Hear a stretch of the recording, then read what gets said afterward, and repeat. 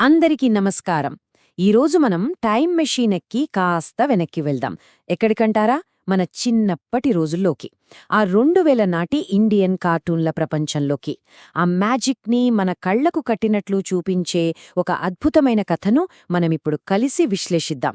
ఈ స్లైడ్స్ ద్వారా ఆ కథలోని ప్రతి మలుపును, ప్రతి పాత్రను, ఆ మనోహరమైన మిస్టరీ వెనకున్న అసలు రహస్యాన్ని తెలుసుకుందాం. మరింకెందుకు ఆలస్యం? పదండి, నవ్వుతున్న నీడ కేసులోకి దూకెద్దాం. అబ్బా! వినగానే ఎంత ఆసక్తిగా ఉంది కదూ! ఈ పిలుపు మనల్నేదో కథలోకి తీసుకెళ్లడంలా లేదు, ఆ రహస్యంలోకి లాగేస్తున్నట్టుంది.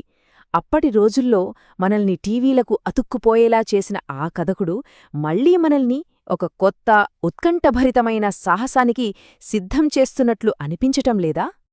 కథకు రంగం సిద్ధమైంది. సరే, ఇప్పుడు మన విశ్లేషణలోని మొదటి భాగానికి వచ్చేశాం. ఇక్కడే మనం ఆ విచిత్రమైన చంద్రపూర్ అనే ఊరితో పరిచయం చేసుకోబోతున్నాం. అక్కడే కదా అసలు సమస్య మొదలైంది. చూడండి, చంద్రపూర్ ఎంత విచిత్రమైన ఊరో. ఇక్కడ బేకరీలో రొట్టెలు ఎప్పుడూ మాడిపోతూనే ఉంటాయి. స్కూల్ గంట ఎప్పుడూ లేటుగా మోగుతుంది. ఇక ఆ ఊరి గడియారం అంటారా, అది పాపం 1987లోనే ఆగిపోయింది. అయినా అక్కడెవరికి పెద్ద పట్టింపులేదు. అప్పుడప్పుడు తాజా వార్త ఏంటంటే, ఒక మేక క్యాబేజ్ని తినేయడం. వాళ్ల జీవితం చాలా నెమ్మదిగా, ప్రశాంతంగా సాగిపోతోంది. కాని ప్రతి మంచి కథలో ఉన్నట్టే ఈ ప్రశాంతత ఎంతో కాలం నిలవలేదు.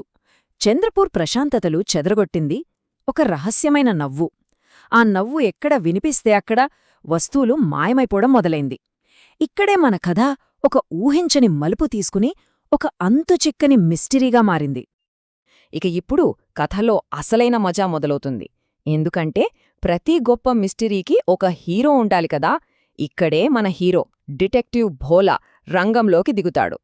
ఈ వింత కేసును పరిష్కరించే బాధ్యతను తానే భుజాన వేసుకున్నాడు. ఇదిగోండి మన హీరో, మన 10 ఏళ్ల భోలా.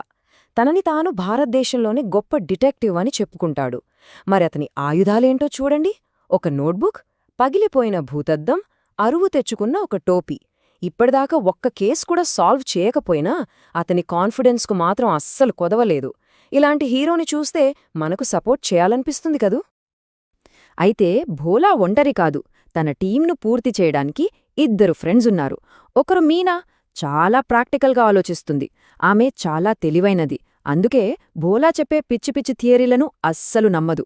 ఇంకొకరు చింటూ. మాటల్లో అయితే కోటలు దాటేస్తాడు కాని ఒక సీతాకోకచిలుకను చూసినా భయపడిపోతాడు.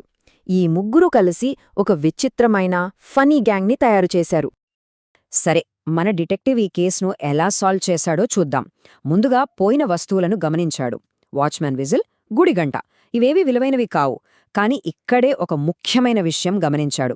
ఎప్పుడైతే ఆ వస్తువుల యజమానులు ఇతరులతో గొడవపడ్డారో లేదా చెడుగా ప్రవర్తించారో సరిగ్గా అప్పుడే ఆ వస్తువులు మాయమవుతున్నాయి. ఇక్కడే కథనం చాలా ఆసక్తికరంగా మారుతోంది. ఆ క్షణంలో భోలాకి మెరుపులాంటి ఆలోచన వచ్చింది. ఆ నీడ కేవలం దొంగతనం చెయ్యట్లేదని, ఊరి ప్రజలకు ఏదో పాఠం నేర్పాలని చూస్తోందని గ్రహించాడు. ఈ యొక్క ఆలోచన మొత్తం కేసుని మార్చేసింది. ఇక వాళ్లు వెంబడిస్తోంది ఒక దొంగని కాదు, ఒక లక్ష్యంతో ఉన్న వ్యక్తిని. మనమిప్పుడు కథలో క్లైమాక్స్కొచ్చేశాం. ఈ విభాగంలో మన డిటెక్టివ్ త్రయం ఆ నీడ వెనక ఎవరున్నారో కనిపెట్టడానికి ఒక ప్లాన్ ఎలా వేసిందో చూద్దాం. ఉత్కంఠ తారస్థాయికి చేరబోతోంది. వాళ్ల ప్లాన్ చాలా సింపుల్, కానీ భలే తెలివైనది. ఊరి సభలో మేయర్కి చెందిన ఒక విలువైన బంగారు కలముందని ఒక పుకారు పుట్టించారు. నిజానికి అలాంటి కలమే లేదు. కాని మన నవ్వుతున్న నీడను బయటకు రప్పించడానికి ఇది సరైన ఎర. ఆ రాత్రి పిల్లలు ఊరి సభ బయట దాక్కుని ఎదురుచూస్తున్నారు.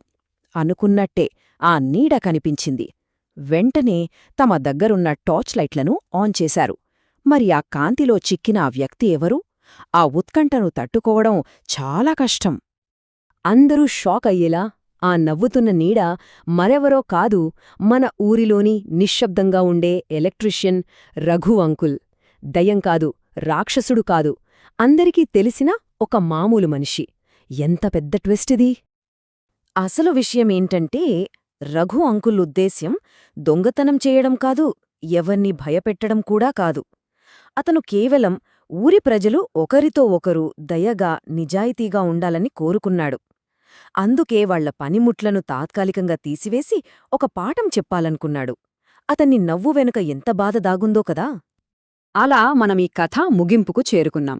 రఘు అంకుల్ గురించి నిజం తెలిసాక ఆ ఊరి ప్రజలు ఎలా స్పందించారో, ఈ కథ నుండి మనమంతా ఏం నేర్చుకోవచ్చో ఇప్పుడు చూద్దాం. ఈ మాటలన్నది మరెవరో కాదు, మన డిటెక్టివ్ భోలా.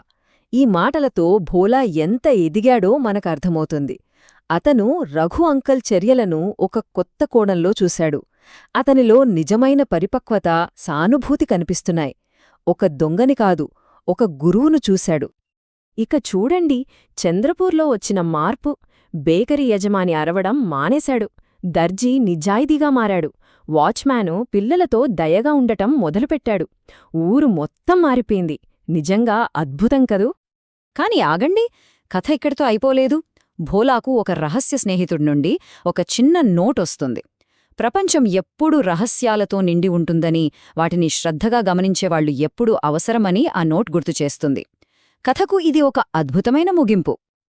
మరి ఈ అందమైన కథ నుండి మనం నేర్చుకోవలసిన ముఖ్య పాఠాలేంటి?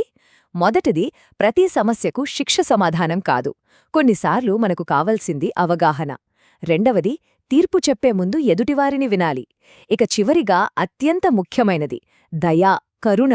ఇవి సమాజంలో నిజమైన మార్పును తీసుకురాగలవు. ఈ చివరి ఆలోచనతో మిమ్మల్ని వదిలివేస్తున్నాను. కొన్నిసార్లు మనం వెతుకుతున్న సమాధానం సమస్యలోనే ఉంటుంది.